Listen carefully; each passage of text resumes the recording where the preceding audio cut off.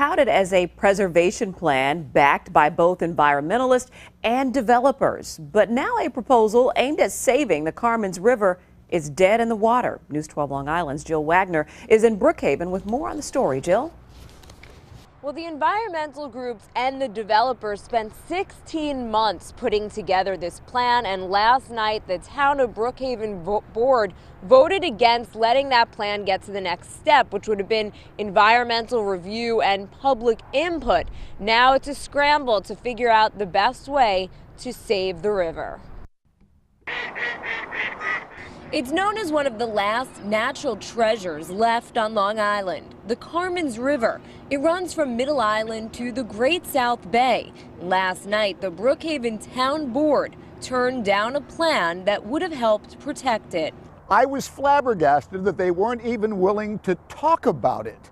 Dick Amber is with the Long Island Pine Barrens Society. For months, his team worked with developers to create this plan. It would move development along the river into other designated areas in the town of Brookhaven. Proponents of the plan say it would preserve an additional 1,800 acres of land to the east and west of the Carmans River, and instead it would push development closer to the downtowns where it's really needed. The developers and the environmentalists are at each other's throats all the time. Here was a deal where they could build what Long Island needed where it belonged, and we could preserve a river. It was a marriage made in heaven, and government said no. Many of the people involved in crafting the plan were well-intentioned, but I think the mistake they made in 16 months was they left out the most important ingredient, and that's the people. Brookhaven Town Councilman Dan Panico isn't on board with the new plan. He says he's all for preserving the river, but this plan required $40 million in bonding that the town can't afford.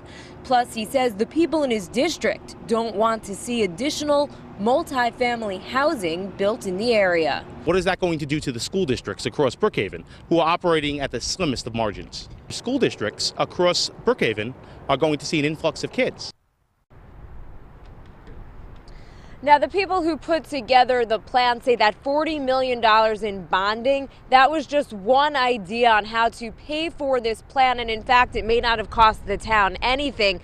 The town does have another meeting on March 20th where they could take another look at this plan, but time is running out because it would need state approval, and the state legislature goes on break in June. We are in Brookhaven. Jill Wagner, News 12 Long Island. Stone, Stacy. All right, a lot of people watching this. Thank you, Joe.